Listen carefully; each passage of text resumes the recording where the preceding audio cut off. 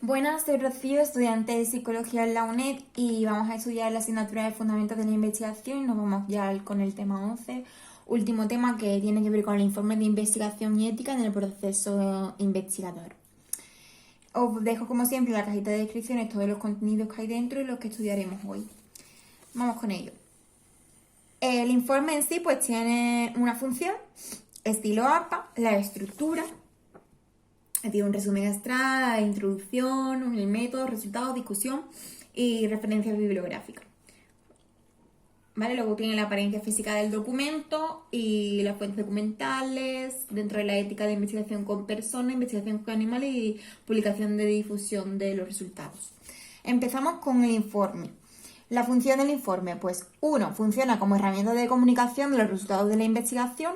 Y 2. Incrementa el conjunto de conocimientos sobre un área determinada que servirán a base o soporta a investigaciones en base o soportación de investigaciones posteriores. El estilo APA. Vamos a hablar de los tipos de informe y de las características y de las estrategias de redacción. En el estilo APA, en unos tipos de informe están la tesis y proyectos de fin de carrera o tesinas, que es la predicción y detalle y la descripción del proceso de investigación, de gran importancia del marco conceptual y la revisión bibliográfica previa. Las ponencias y comunicaciones orales pues se centran en los resultados y discusión de los mismos con el uso de medios audiovisuales. Los artículos de revistas especializadas pues son breves, introducción y método no muy extenso y son más destacados resultados y discusión. Tenemos 5. Informes de estudios empíricos, que serían informes de investigación originales. Artículos de reseña o recensión, que son evaluaciones críticas acerca de un material ya publicado. Artículos teóricos, que el autor se apoya en la literatura de investigación ya existente para avanzar en una determinada teoría. Artículos metodológicos, que son aproximaciones metodológicas nuevas, modificaciones de métodos nuevos o discusiones sobre enfoques cualitativos, cuantitativos y de análisis de datos. Y los estudios de caso, que cuidado de no facilitar material confidencial. Dentro del estilo APA también tenemos unas características.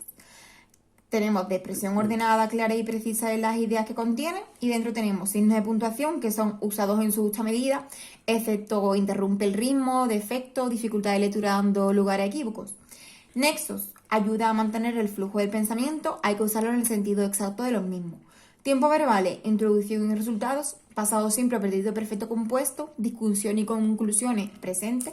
Consistencia de no cambiar de tiempo dentro de un mismo apartado y es preferible la voz activa a la pasiva. Los sinónimos pues consiguen fluidez y hay que tener cuidado ya que pueden introducir diferencias sutiles. En la exposición fluida y según el principio de economía de la expresión de sus argumentos, pues tenemos el principio de parsimonia. Esto es la navaja de Occam, que es adoptar la explicación con menos excepciones y con el número más limitado de argumentos y conceptos. Evita la jerga, la palabrería y la redundancia. Elegir las palabras adecuadas para nuestras ideas, evitando coloquialismo, palabras con diferentes interpretaciones, antropomorfismos y emplear pronombres que aluden inequívocamente al sustantivo. Luego, dentro también del estilo APA, también tenemos las estrategias de relación, que son 3. Desarrollar el texto a partir de un borrador esquema, que sería organizar las ideas principales y subordinadas y resaltar incongruencias u omisiones. Tenemos corregir el primer borrador pasado un tiempo, que sería acercarnos al texto con una nueva actitud, ya que facilita encontrar errores pasados por alto. Y como último, pues pedir a algún amigo que critique el borrador, una revisión crítica del escrito. Dentro del informe también vamos a hablar de la estructura y dentro de la estructura pues tenemos título, autores, filiación, nota del autor. En el título, pues, es el objetivo de la investigación, tiene que ser breve, 12 palabras aproximadamente, y conciso, no más información de lo necesaria. Los autores, pues, el nombre completo y apellidos, omitiendo su título o grado, y el orden de aparición es según el grado de contribución. La afiliación, pues, son instituciones a las que pertenece, no citar más de 2, y si no ciudad o provincia en la que reside. La nota del autor, departamentos de filiación de cada autor, cambios de la afiliación, agradecimientos y circunstancias especiales, en este caso becas u otras fuentes de financiación, amigos que han ayudado con su crítica constructiva, personas de contacto como dirección postal completa y dirección electrónica. Dentro de la estructura también tenemos el resumen y abstract, que es el párrafo en torno a 120 palabras que contiene información sobre A, el problema que se investiga, B, el método utilizado y C, los resultados y D, las conclusiones. Es recomendable dejarlo para el final, ya que se tiene ya una visión conjunta del informe. ¿Qué es el abstract? Pues los escritos de habla no inglesa es una traducción del resumen al inglés. ¿Y qué son los keywords? Son de 4 a 8 que describen el contenido principal del documento. Introducción. ¿Qué se hizo y por qué se hizo? En la descripción general del problema que se va a abordar en la investigación. Tenemos la revisión bibliográfica, la redacción de la introducción y los fallos.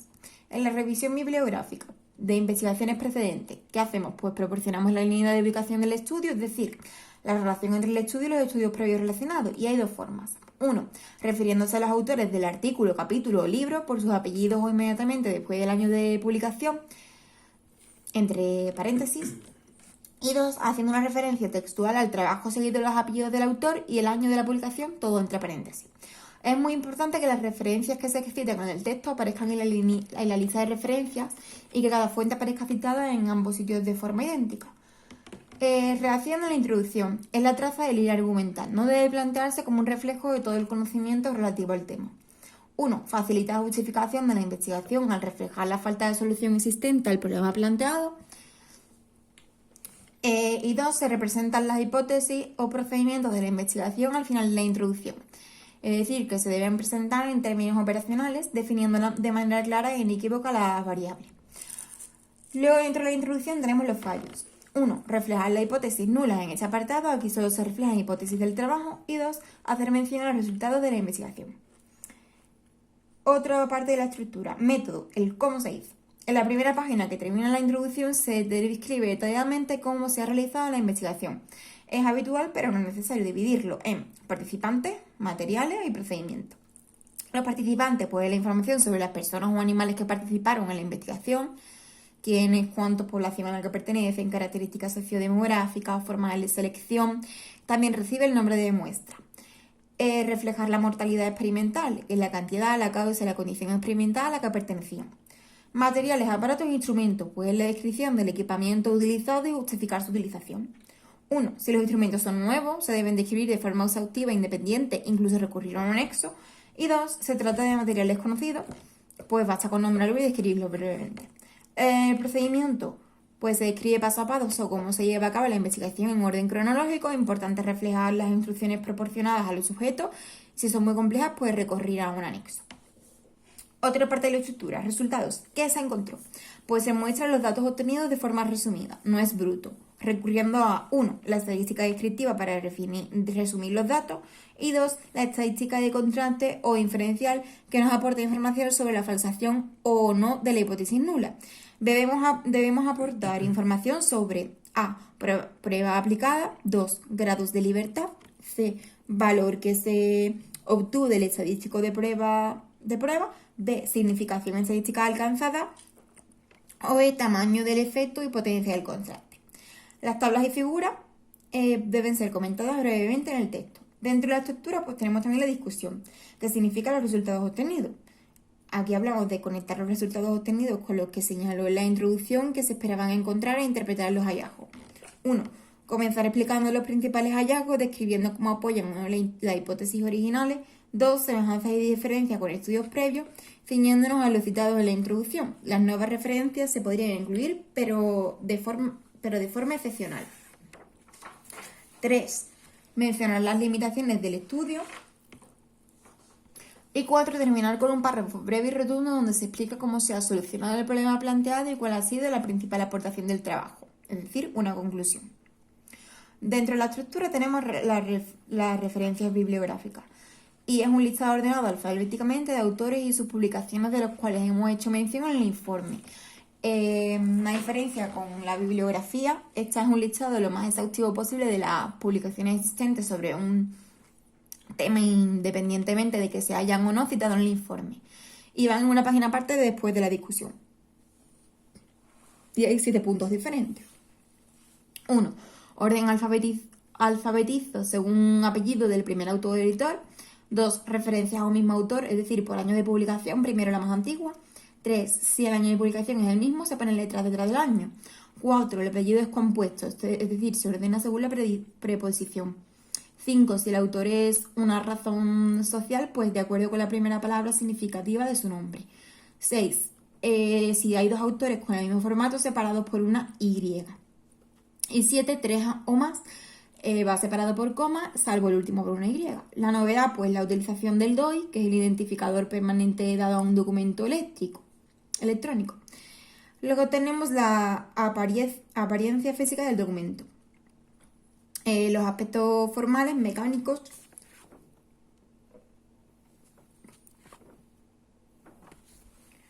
En los aspectos formales, pues hablamos de 5 puntos. 1, el papel, que es el papel estándar blanco A4 por una sola cara, todas las páginas de la misma medida. 2, tipo de letra, pues tiene que ser Times New Roman o Current New de 12 puntos. 3, los espacios, pues interlineado doble. Los márgenes uniformes de al menos 2,54 centímetros, es decir, 1 pulgada. Y el orden de las páginas, pues tenemos que numerar todas de forma consecutiva con números arábigos en la esquina superior derecha. Cada uno de estos apartados comienza en una página aparte. Tiene que tener una portadilla, que es un encabezado, título de autores y afiliación y nota del autor, un resumen, texto y referencias, pie de páginas, apéndices, tablas y figuras. Los aspectos mecánicos, pues tiene que ser las cursivas, pues se utilizan poco, solo para títulos de libros y publicaciones. La presentación de un término nuevo, letras usadas como símbolos estadísticos y las referencias bibliográficas para hacer referencia al nombre de la revista o publicación y número de volumen. Las abreviaturas, pues en uso moderado, la primera vez que el término se escribe en el texto debe hacerse de forma completa y la abreviatura debe entre paréntesis al lado. Números, cuando nos referimos a cantidades iguales o mayores de 10 usamos el guarismo y la palabra en caso de números. Materiales estadísticos, pues A, enunciado, 3 números o menos. En la tabla 4 o 20 números, en el gráfico o figura más de 20 números. Las tablas, pues reservar para datos cruciales, numeradas en el orden que se mencionan por primera vez en el texto, el título breve pero claro y explicativo y evitarse bordes verticales empleando solo los horizontales. Las figuras es cualquier tipo de ilustración, diagramas, gráficos, fotografías, sencillos y claros y enriquecer el título sin duplicarlo, omitiendo detalles que puedan distraer y ser fácil de leer. Las notas a pie de página, pues 1, dentro del texto A, de contenido que aportan información importante del texto complementándolo, deben comunicar una sola idea. B, de autorización o de propiedad literaria, es decir, que reconocen la fuente de las citas. Y para las tablas, debajo de la tabla explicando datos de las mismas o con información adicional.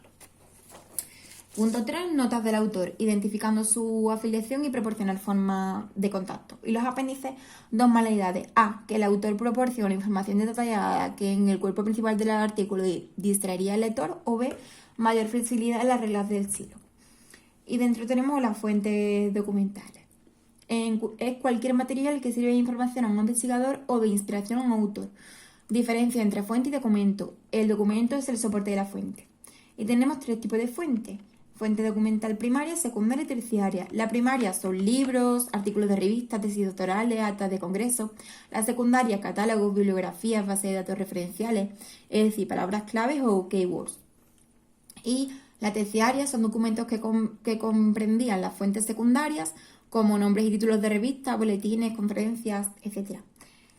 Ahora nos vamos a la ética. En la ética tenemos una investigación con personas, la investigación con animales y la publicación y difusión de los resultados. En la investigación con personas, pues hay la razón del riesgo y beneficio, la relación entre los riesgos que conlleva para los participantes el formar parte del estudio y los beneficios potenciales tanto para los individuos participantes como para la sociedad asociadas a esa investigación. El código Nuremberg es el que recoge unos principios que rigen la experimentación con seres humanos y hablamos ahora de confidencialidad, anonimato y privacidad.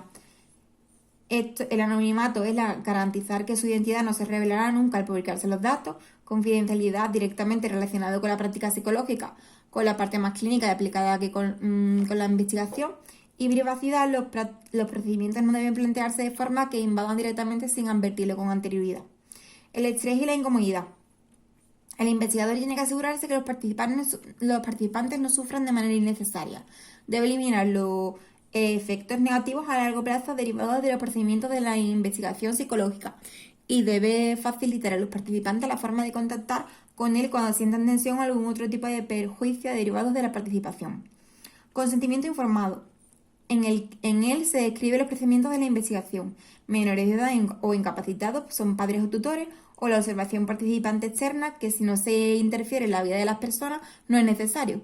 Si hay manipulación y se interfiere, consentimiento después de haber realizado el experimento, y si no se obtiene, se eliminan datos del registro. Engaño. No comunicar toda la información. Simple ciego. Es necesario que el engaño esté justificado e informar a la mayor brevedad posible del participante, preferentemente al final de su intervención, para que si quiere pueda retirar los datos obtenidos de su participación. Los placebos, pues es un problema ético que se puede dar a los sujetos del grupo control un tratamiento alternativo a dárselos después de la comparativa. La entrevista de salida son eliminar efectos negativos a largo plazo y facilitar a los participantes la forma de contactar con él en caso de que se sientan tensión u otro tipo de prejuicio derivado del estudio. Es imprescindible que si ha habido engaño o cuando la conducta del sujeto es probable, tanto moral como cognitivamente. La investigación con animales, pues la obligación ética de adquirir, cuidar y usar y deshacerse de los animales conforme a las leyes y reglamentaciones existentes y seguir los procesos profesionales. Es una actividad altamente regulada. Y luego vamos con la publicación y difusión de los resultados, que ya es lo último de la ética, que es la revisión por parte de los expertos en el área. Tenemos la revisión por pares, que después el editor de la revista tiene la última palabra. Las causas de rechazo son que no sigue el estilo de la publicación APA, o por razones metodológicas, o no tienen cabida dentro de la revista. ¿Qué es la falsedad de los resultados y conclusiones? Pues los psicólogos no fabrican datos ni falsifican los resultados de las publicaciones. Y si se descubren errores significativos en datos ya publicados, toman las medidas necesarias para corregirlos mediante publicaciones de retractación, fe de datos similares. El plagio. Pues los psicólogos no presentan partes sustanciales o elementos del trabajo, datos de otra persona como si fueran propios. Incluso si se cita ocasionalmente el trabajo o fuentes de datos, es necesario que cualquier material que se produzca textualmente se entrecomille y se haga una referencia bibliográfica. Duplicación de las publicaciones. Autoplagio. Los psicólogos no publican como datos originales aquellos que ya han sido publicados. Esto no incluye republicar datos cuando se proporciona la propiedad o reconocimiento de dicha acción. Bueno, pues hasta aquí el tema. Ya se acabó, este era el tema 11. Ya hemos acabado fundamentos de la investigación. Espero que os haya servido de ayuda igual que a mí. Tenéis todo en la cajita de descripción, todos los contenidos que hemos dado hoy, y que tengáis mucha suerte en los exámenes. Un saludo y hasta la próxima asignatura.